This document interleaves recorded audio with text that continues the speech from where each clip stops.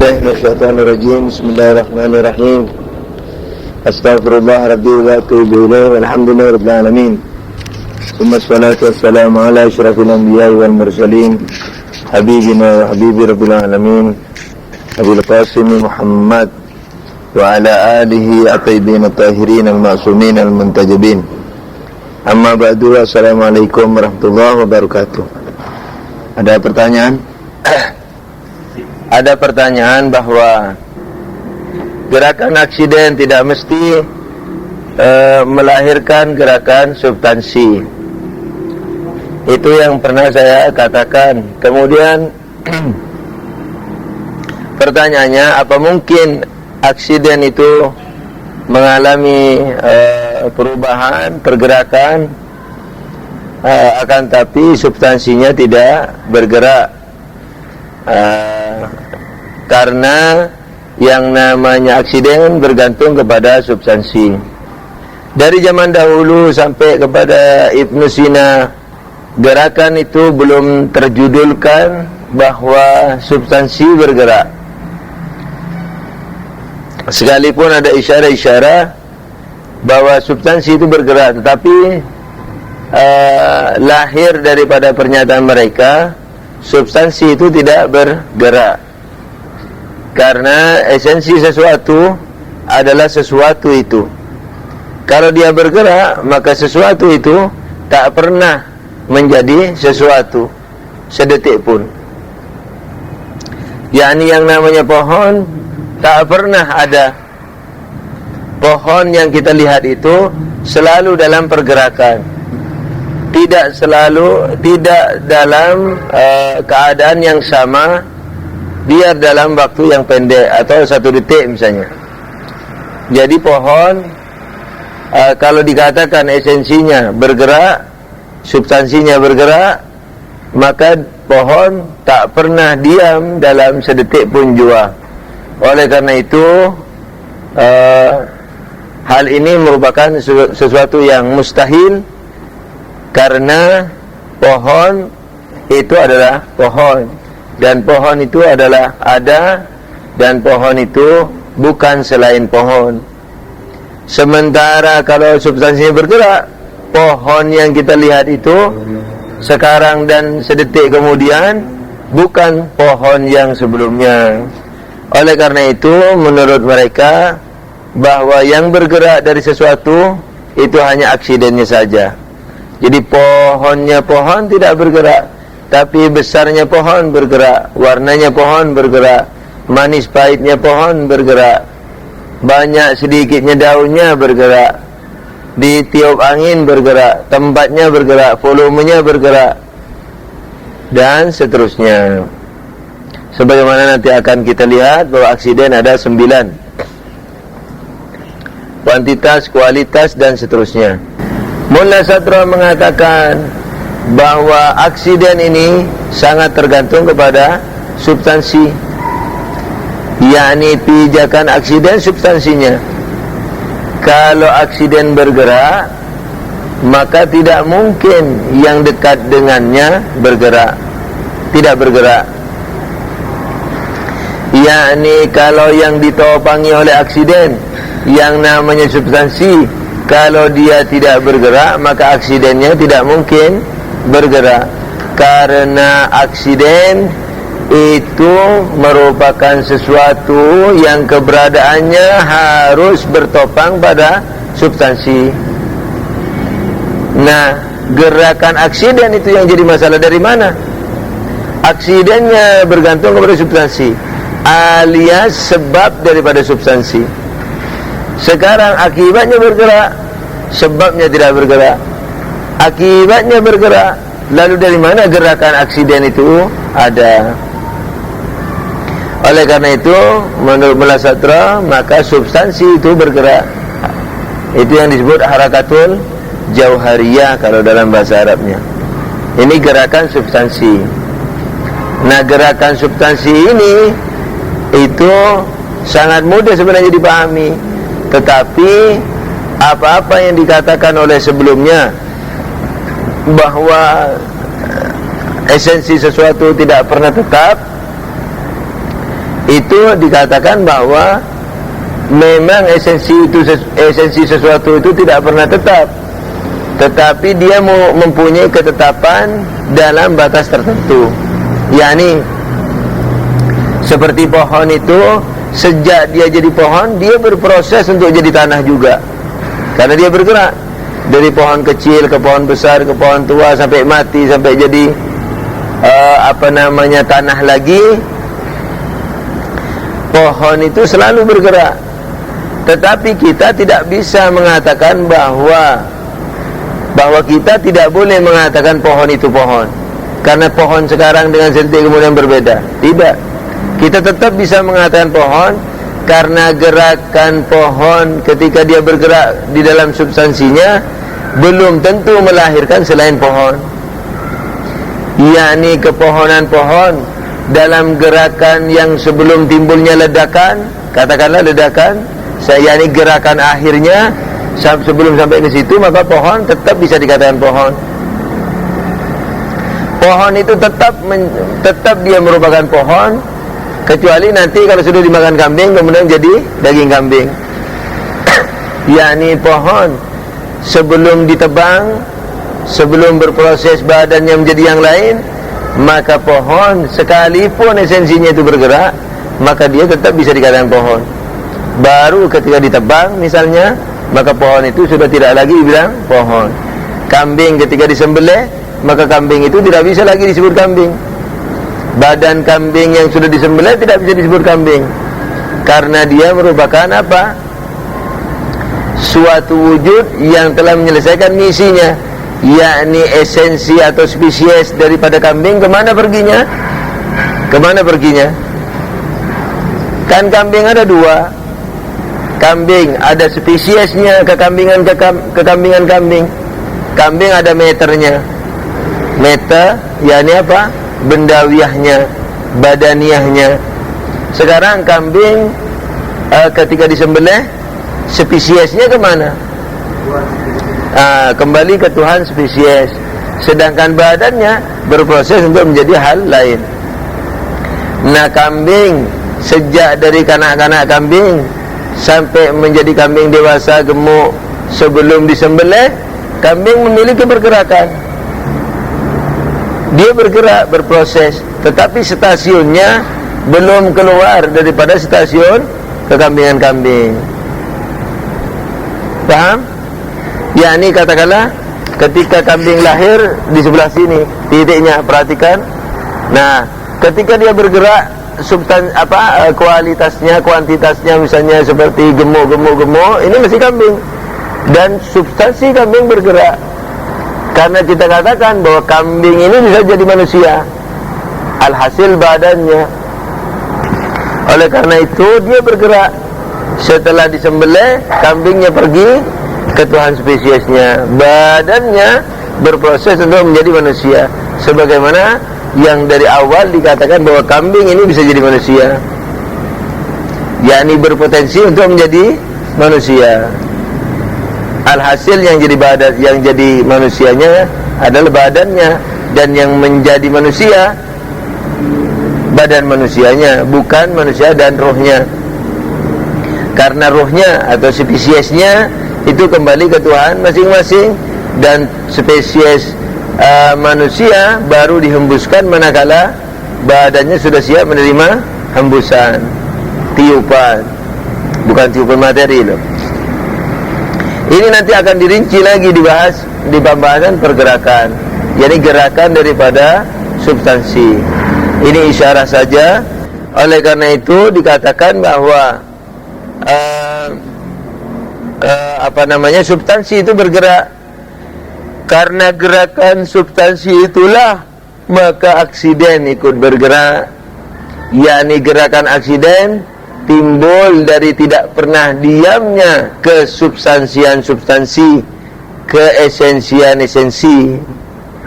Dia selalu menuntut perubahan dalam dirinya, sekalipun belum nyampe kepada stasiun lain, tapi dia ada pergerakan di dalam. Pergerakan itulah yang membuat aksiden daripada substansi ikut bergerak. Apel untuk bergerak menjadi daging manusia dia harus berusaha. Usaha apel, bukan usaha ikhtiari ya. Jadi gerakan apel yang ada dalam apel itu menimbulkan apa? Apel yang tadinya pahit menjadi masam, kemudian dari masam menjadi manis. Apel yang tadinya kecil menjadi besar. Ini apanya? Kualitasnya.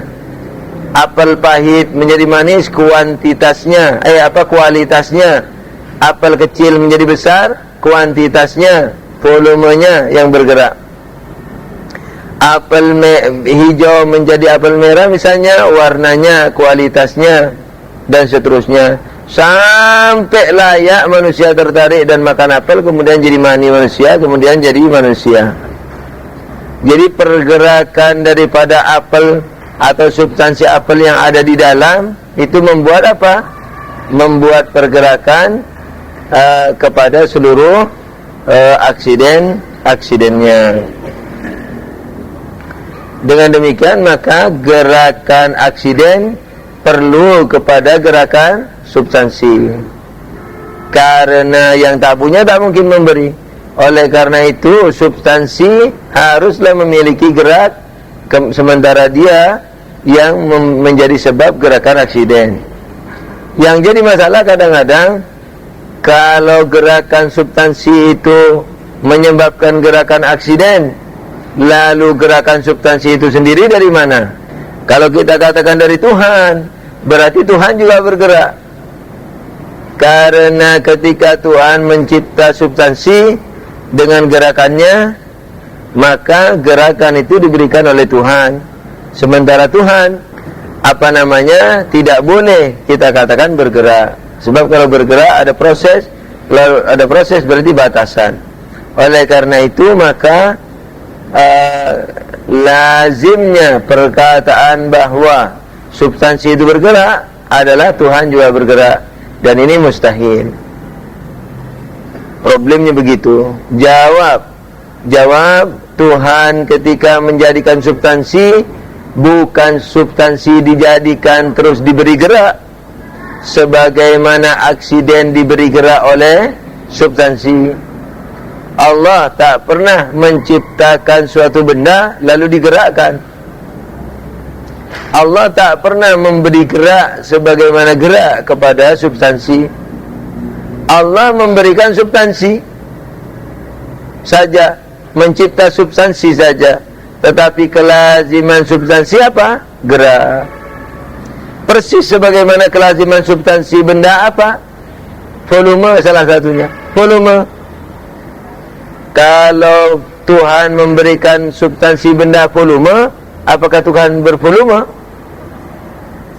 Kalau Tuhan memberi kapas putih, apakah Tuhan kapas? Kalau benda itu berbeban, apakah Tuhan juga berbeban? Tidak. Sebab itu memiliki kesempurnaan akibat tetapi plus, yakni A memiliki B dan selain B. Sebab memiliki kesempurnaan akibat dan selain akibat. Sementara gerakan kalau ada pada Tuhan, volume kalau ada pada Tuhan, beban kalau ada pada Tuhan, putih kalau ada pada Tuhan, merah kalau ada pada Tuhan, manis kalau ada pada Tuhan, dan seterusnya. Itu menyebabkan apa? Sangat keterbatasan pada Tuhan. Oleh karena itu kepemilikan Tuhan terhadap semua itu, yakni gerakan, volume, rasa dan seterusnya, itu bukan menunjukkan fadilah, bukan menunjukkan keutamaan bagi Tuhan, tetapi apa? Tapi justru kekurangan. Lalu bagaimana dong dengan ciptaan ini? Di mana dia bervolume, di mana dia panjang pendek, bengkok, bulat, bundar, sementara Tuhan tidak mungkin dikatakan bulat, bundar, bengkok, segitiga, kerucut dan seterusnya. Bagaimana dong? Jawabannya Tuhan memberikan atau mencipta substansi sebagaimana substansi benda. Yakni Tuhan tidak pernah mencipta benda kemudian dibendakan, tidak pernah mencipta benda kemudian disegitigakan, tidak pernah mencipta benda kemudian dimerahkan. tidak pernah mencipta benda kemudian dipanaskan sehingga jadi api, tidak pernah mencipta benda kemudian diwarnakan sebagaimana terus menjadi warna-warni. Tuhan mencipta benda, sudah mencipta apel. Nah, ketika mencipta pohon apel dengan seluruh kelazimannya, apa kelazimannya? Volume, warna, rasa, keras, empuk, halus, kasar, dan seterusnya itu. Kalau katanya Ibnu Sina, ma khalaqallahul mismisata mismisatan. Allah tidak mencipta anggur, Allah tidak mencipta anggur sebagai anggur. Yakni Allah tidak mencipta sesuatu kalau kemudian dianggurkan, atau Allah tidak menciptakan keangguran anggur. Yang diciptakan apa? Adanya anggur itu. Kita yang bilang bahwa itu anggur, kita yang bilang bahwa itu pohon, kita yang bilang bahwa itu bervolume. Memang bervolume, tapi Tuhan tidak mencipta sesuatu itu bervolume. Tapi Tuhan mencipta sesuatu itu. Yang dicipta Tuhan banyak.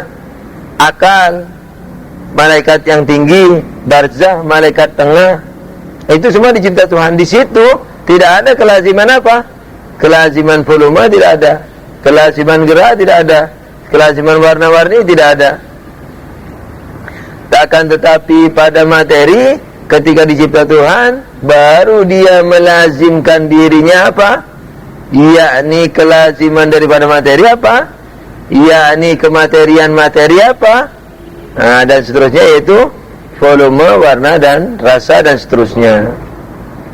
Oleh karena itu Allah tidak perlu punya gerak untuk mencipta gerakan pada benda, sebab Tuhan mencipta bendanya saja.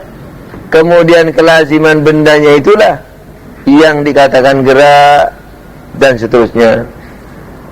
Ini sebenarnya tidak menyangkut pertanyaan, sebab pernyataan saya dulu bahwa gerakan aksiden ini tidak mesti melazimkan gerakan substansi. Maksudnya, yakni aksiden itu tidak bisa menjadi substansi, tidak mesti menjadi substansi. Sementara yang dipahami Ali bahwa gerakan aksiden tidak mesti kepada gerakan substansi, yakni bahwa gerakan aksiden itu tergantung dari substansi, oleh karena itu melazimkan substansi. Artinya gerakan aksiden dilazimi oleh gerakan substansi. Penjelasan seperti tadi itu. Tapi pernyataan saya tidak ada hubungannya dengan yang tadi. Pernyataan saya bahwa gerakan aksiden ini tidak mesti menjadi gerakan substansi. Seperti misalnya apa? Seperti misalnya orang yang berbuat derma, toh? Orang yang berderma, itu aksiden. Kemudian kalau dia berderma lagi, maka aksidennya semakin kuat. Nah, kadang-kadang dia malas setelah itu berderma.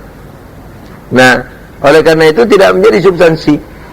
Tapi kalau dia berderma terus sehingga tidak mungkin dia membiarkan orang menderita, melainkan dia turun tangan berderma, di mana akal mengatakan atau Allah mengatakan bahwa orang ini tidak mungkin pernah membiarkan orang kelaparan sementara dia bisa membantu dan tidak membantu, tidak mungkin seperti itu. Kalau sudah sampai ke tingkatan tidak mungkin, maka derma itu sudah menjadi substansinya. Derma yang tadinya sifat menjadi zat, derma yang tadinya sifat menjadi substansi bagi seorang manusia. Oleh karena itu, maka apa?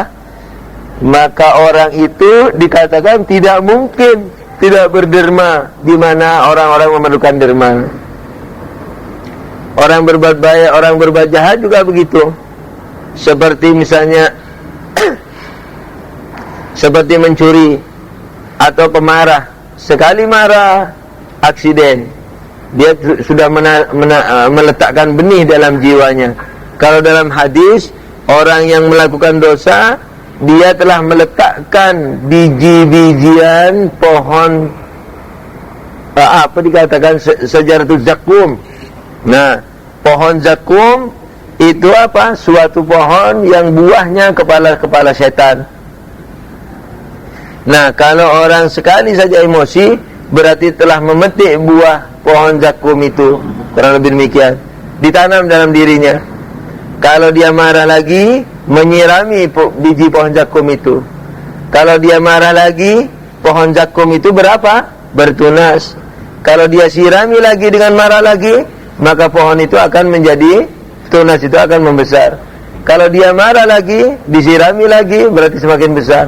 Kalau suatu saat dia memarah terus, kemudian berarti dia menyirami bibit yang kecil tadi, kemudian pohon zakumnya itu yang berupa emosi telah kokoh menjadi pohon yang besar dalam dirinya. Itu kalau bahasa hadis, maka susah orang untuk bertaubat, untuk berhenti dari emosinya itu.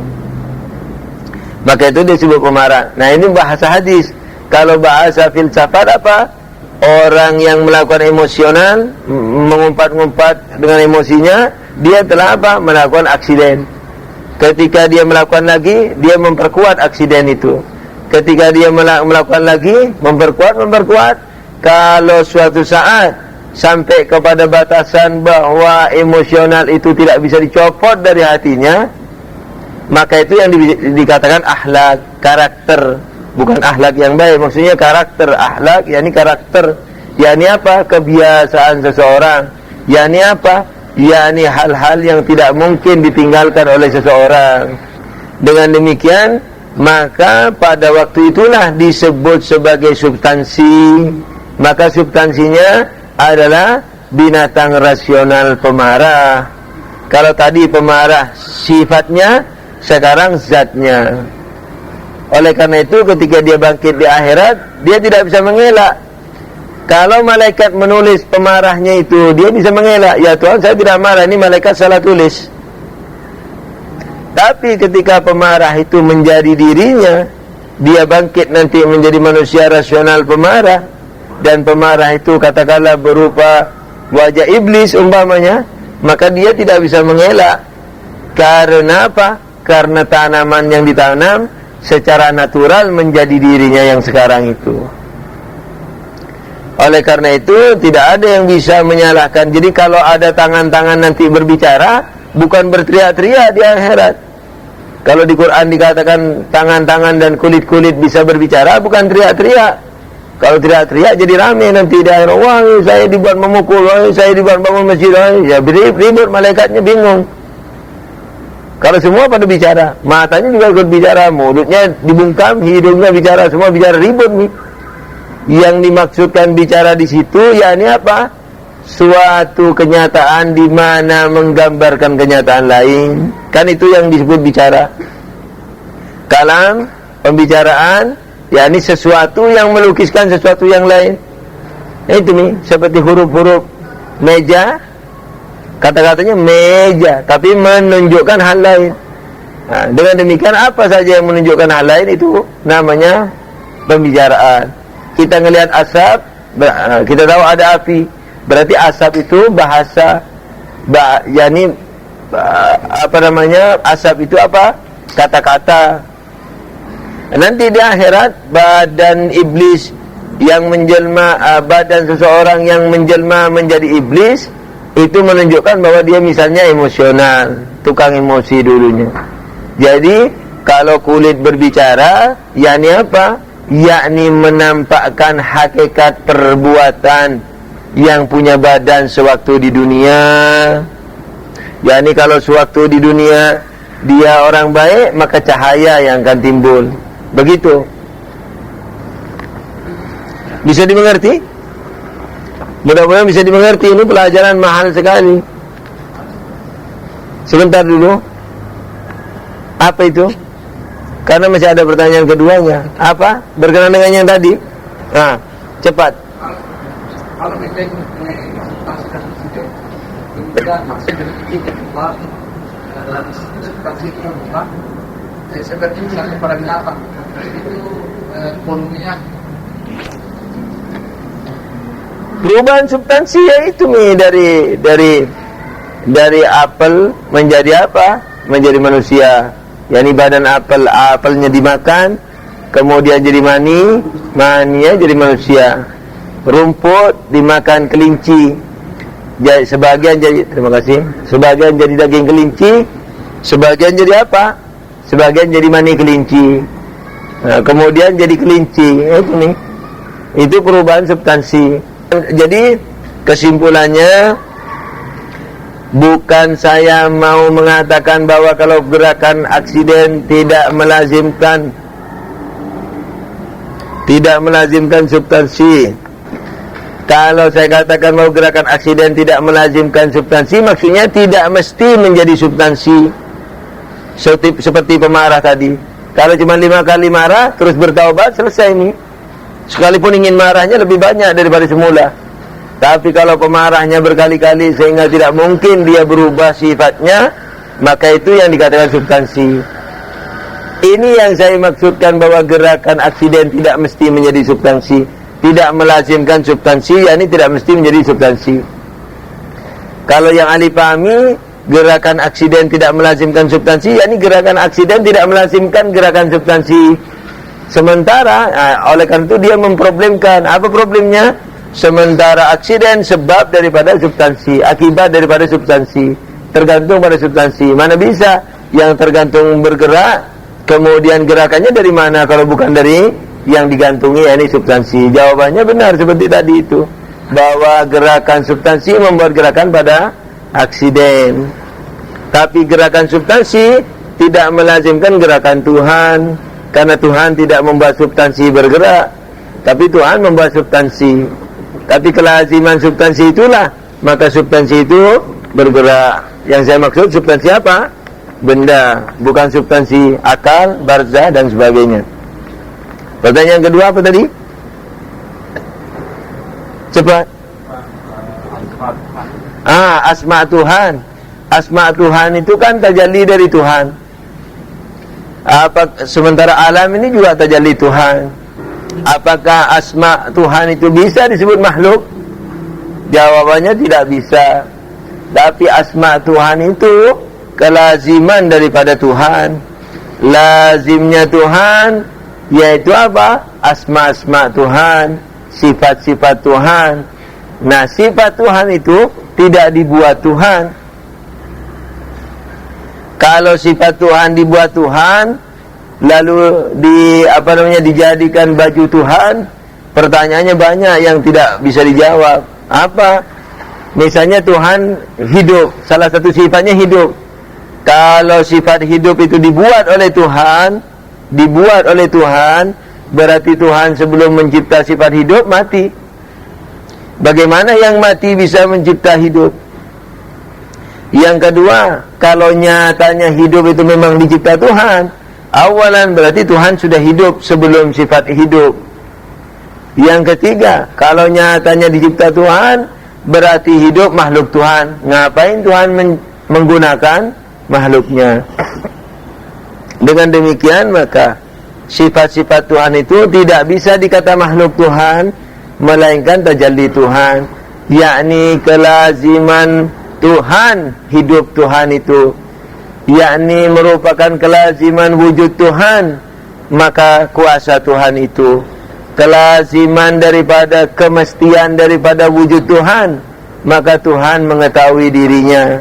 Hidup, kuasa, tidak didahului, tidak terbatas, dan seterusnya. Itu merupakan kelaziman. Oleh karena itu tidak bisa disebut makhluk.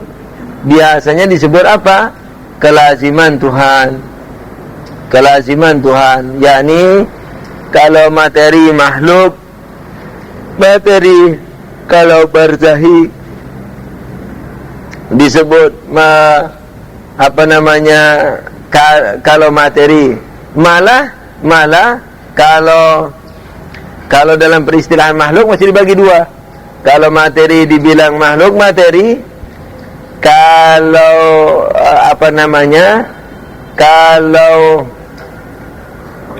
kalau barzakhi dan akli kadang-kadang tidak disebut makhluk Tuhan, sekalipun disebut makhluk, tapi kadang-kadang disebut apa? Alamul amr, yakni alam perintah, alam kun fayakun. Amr bukan perintah, alam kun fayakun.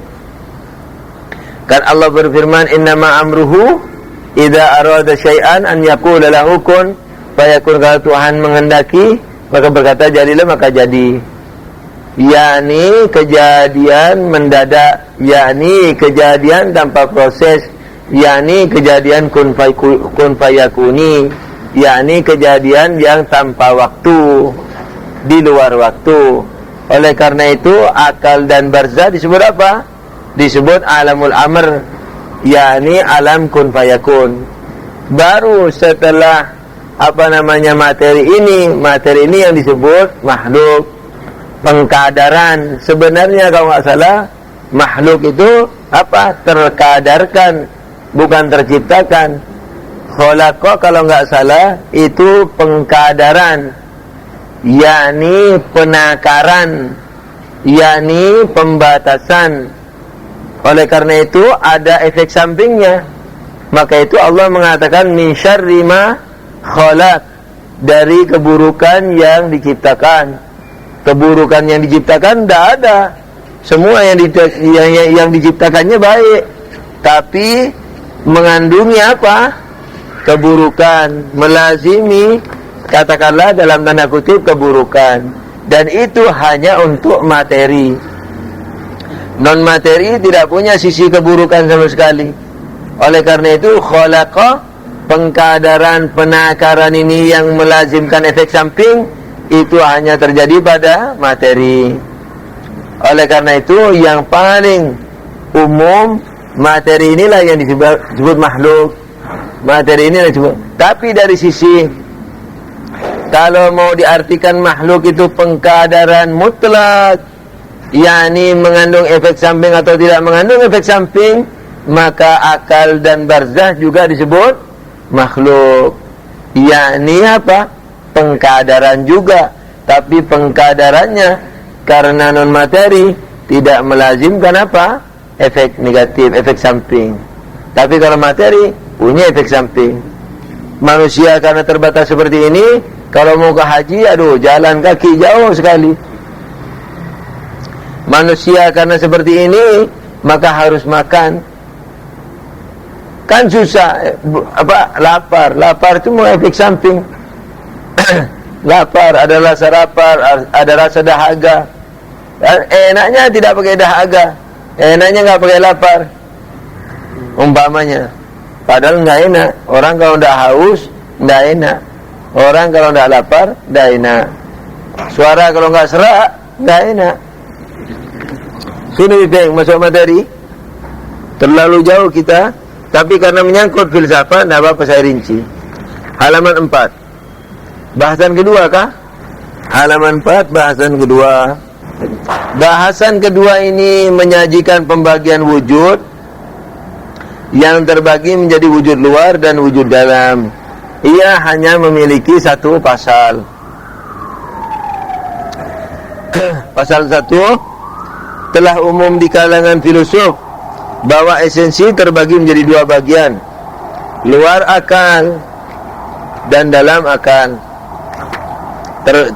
Terbahas lagi di sini. Apa yang terbahas di mana? Di logika. Tetapi salurannya agak lain, tujuannya lain. Kalau tujuan logika filsafat untuk menerangkan kepada kita penerapan pahaman kepada ekstensi misalnya. Tapi di pembahasan ini melihat dari sisi keberadaan atau kewujudan daripada wujud luar dan wujud dalam. Luar akal, yaitu esensi yang memiliki efek sebagaimana mestinya, seperti manusia di mana ia memiliki beban materi, ukuran, sifat-sifat, aksi, interaksi dan lain-lain. Nah, esensi luar akal yakni suatu esensi yang memiliki efek sebagaimana mestinya, seperti api. Misalnya dia padam kalau disiram air, dia panas memberi kehangatan, dia menyinari ruangan. Itu yang disebut wujud luar. Yakni ringkasnya wujud luar, wujud berefek. Tapi karena takut salah faham, maka dikatakan wujud luar adalah wujud berefek sebagaimana mestinya. yakni sebagaimana mestinya sebuah esensi, yakni kalau api panas, kalau air dingin, seperti itu. Tapi kalau wujud luar, apa wujud dalam apa? Esensi yang tidak memiliki efek sebagaimana mestinya, sekalipun dia mempunyai efek lain. Seperti singa. Singa kalau di luar efeknya apa? Gigit kita. Kalau singa di benak kita apa? Misalnya menakutkan. Umpamanya singa atau apa saja efeknya. Seperti misalnya kalau kita makan nasi, efeknya kenyang. Kalau kita bayangkan nasi ketika berpuasa, efeknya semakin lapar umpamanya. Jadi efeknya lain. Kalau nasi berefek sebagaimana mestinya, yakni memberi kenyang. Kalau nasi dalam pikiran kita memberi efek tidak sebagaimana mestinya, memberi efek lain. Dalam akal, yakni wujud dalam akal, yaitu esensi yang tidak memiliki efek sebagaimana mestinya. Seperti pahaman manusia, di mana ia tidak memiliki efek apapun dari efek-efek luar. Pahaman manusia tidak memiliki efek. Maka itu kadang-kadang teman-teman bertanya, apa hukumnya berhayal? Saya selalu menjawab, kayaknya nggak apa-apa. Karena lain yang diberikan efeknya, yang diharamkan syariat, yang wujud luarnya yang memberikan efek sebagaimana mestinya itu. Kalau di dalam akal tidak memberikan efek sebagaimana mestinya. Oleh karena itu kayaknya tidak mengapa walaupun jelek kalau hayalnya jelek. Seperti pahaman manusia, di mana ia tidak memiliki efek apapun dari efek-efek luar. Ia memang memiliki efek, namun efek itu berhubungan dengan efek dalam akal saja, yakni bukan apa efek yang semestinya. Seperti menolak ketidaktahuan, yakni kalau Anda tahu misalnya seseorang, kemudian efeknya apa? Efeknya Anda mengatakan, saya tahu deh, tahu dia. Nah, kan Anda beritahu toh, oh orang itu saya tahu. Nah, kan memberi efek. Apa efeknya? Pemberitaan Anda bahwa Anda tahu. Efek daripada gambaran seseorang yang ada di benak Anda apa? Misalnya Anda mengatakan saya tahu, itu efeknya. Tetapi orang yang di luar sana efeknya lain. Misalnya beban, dia berbicara umpamanya, dia berbisnis umpamanya. Begitu. Seperti menolak ketidaktahuan. Misalnya kamu tidak tahu orang itu, enggak, saya tahu. Enggak tahu. Bilang saya tahu. Saya pernah jumpa umpamanya. Nah, itu nih. Tidak seperti esensi luar yang menolak ketiadaan nyata. Nah, ini pentingnya ini, kesimpulannya ini. Salah satu kesimpulan menariknya ini, yakni apa? Wujud luar menolak ketiadaan, wujud dalam menolak apa? Ketidaktahuan. Wujud luar menolak ketiadaan, wujud dalam menolak ketidaktahuan. Yakni kalau ada telur di tangan kita, kita bilang ketiadaan telur di tangan tertolak. Kalau ada telur di benak kita, kita katakan ketidaktahuan tentang telur tertolak. Oleh karena itu, telur di luar menolak ketiadaan telur. Telur di dalam akal menolak ketidaktahuan terhadap telur. Sebagian pandangan ini mau masuk yang sedikit berpelik-pelik ini, hati-hati. Ini jangan dianggap mudah kayak di logika. Sebagian pandangan salah satunya mengatakan begini, pengetahuan kita, yakni wujud dalam, adalah bayangan esensi dan bukan esensi itu sendiri. Yakni manusia, binatang rasional yang ada di benak kita itu bukan binatang rasional di luar akal kita. Persis sebagaimana saya selalu mengatakan bahwa ilmu panca indera atau ilmu husuli itu apa?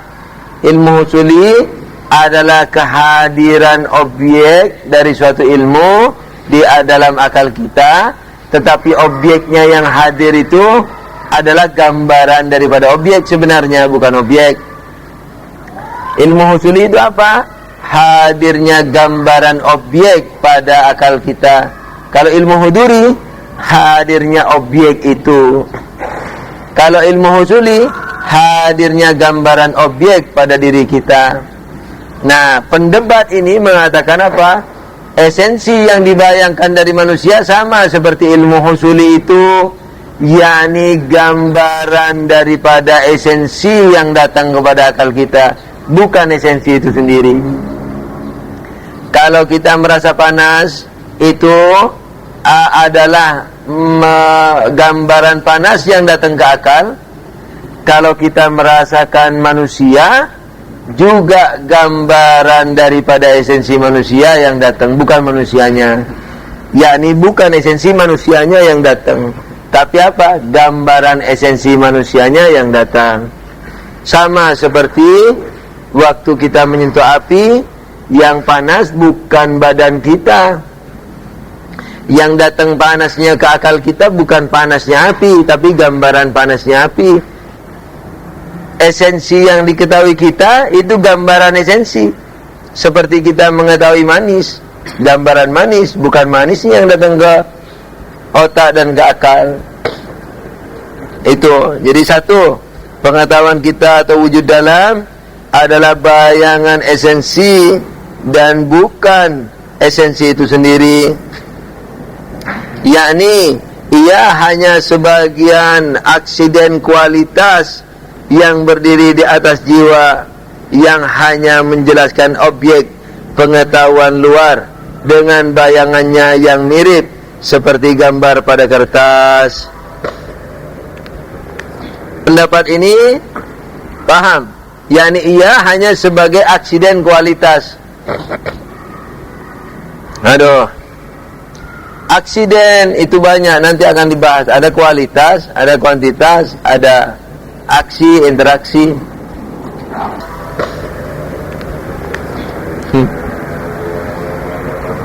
Pendapat ini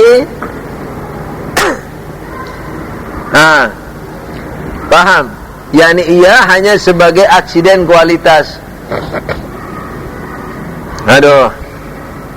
Aksiden itu banyak, nanti akan dibahas. Ada kualitas, ada kuantitas, ada aksi, interaksi. Nah, kalau esensi,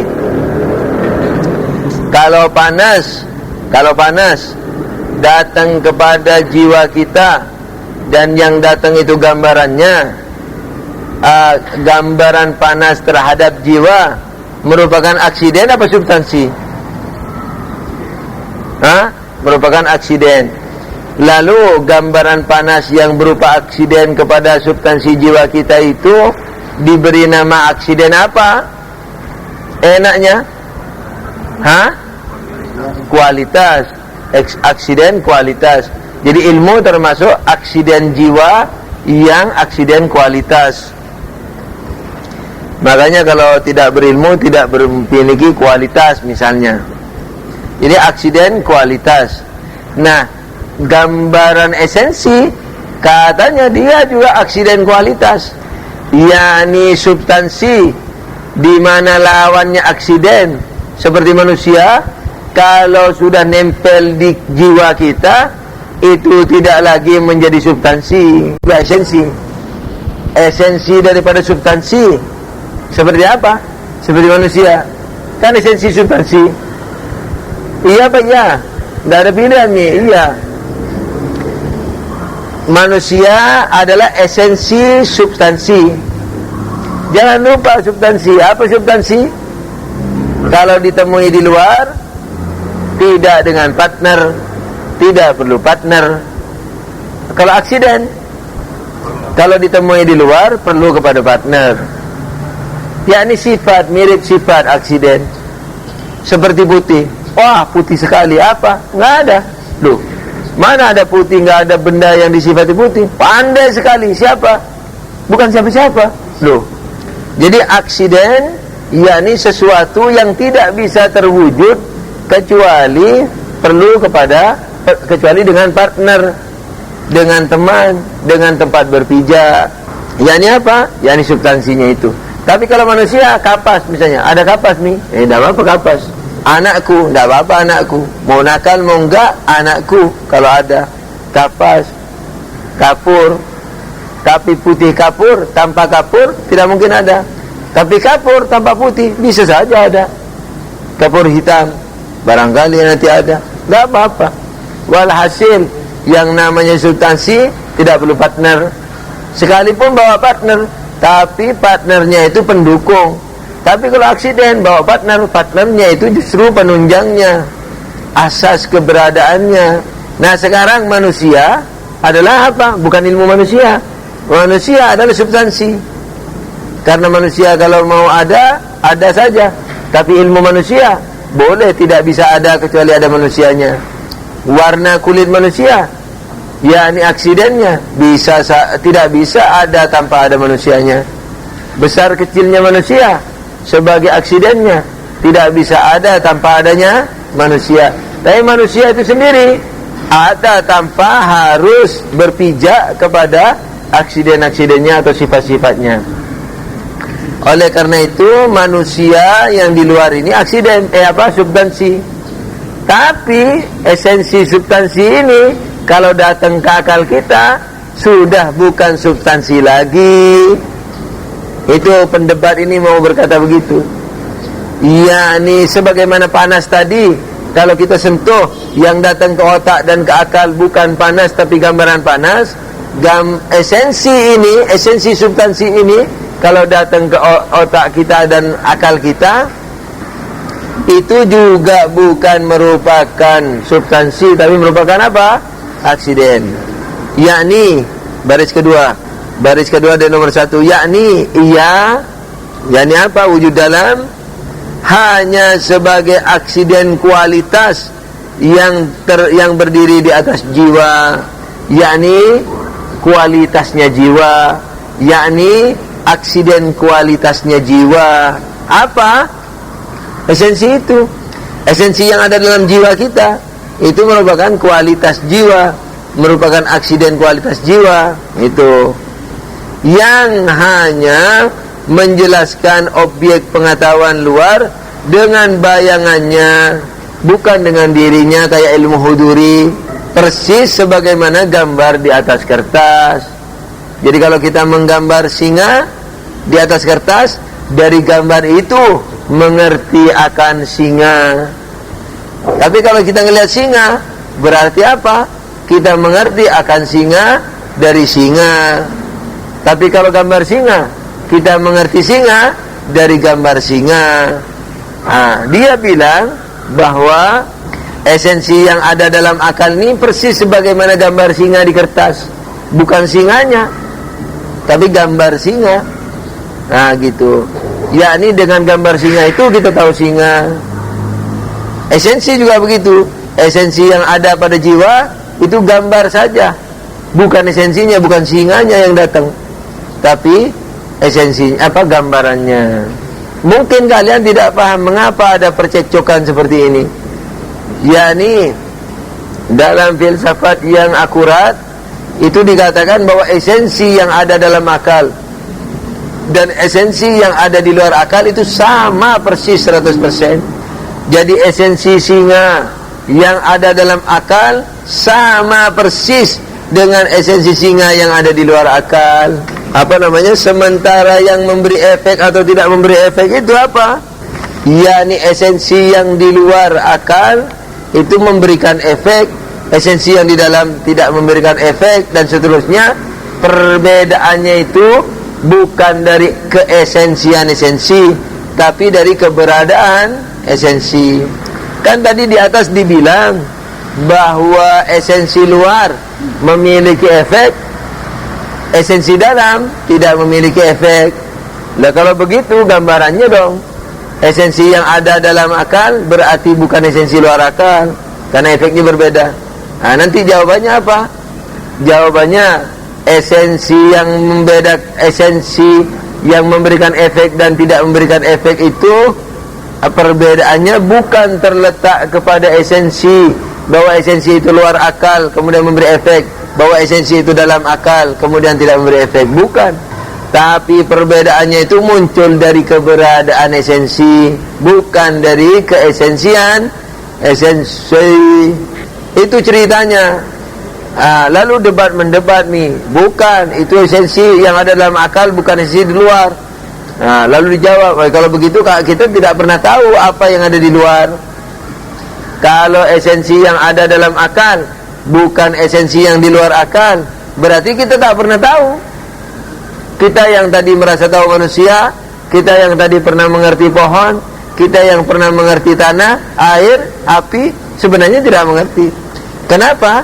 Karena esensi yang di dalam akal berbeda dengan yang di luar akal. Berarti kita tak pernah mengerti singa, karena selalu yang kita lihat gambar singa.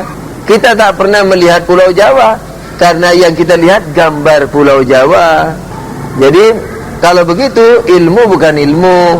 Kalau begitu ilmu kita tidak sesuai dengan kenyataannya, maka itu dikatakan sofis. Yakni ia hanya sebagai aksiden kualitas, yakni esensi dalam, sebagai aksiden kualitas yang berdiri di atas jiwa, yang hanya menjelaskan objek pengetahuan luar dengan bayangannya, bukan dengan dirinya. Yang mirip seperti gambar pada kertas. Pendapat ini jelas akan berakhir pada sofistik. Apa sofistik? Mengingkari ilmu pengetahuan. Dia mengatakan seluruh ilmu kita salah. Mendebatnya bagaimana? Banyak jalan. Di antaranya mengatakan, kita katakan ke dia, kalau seluruh ilmu kita salah, nah ilmu yang kamu katakan ini bahwa semuanya salah, ini salah apa benar?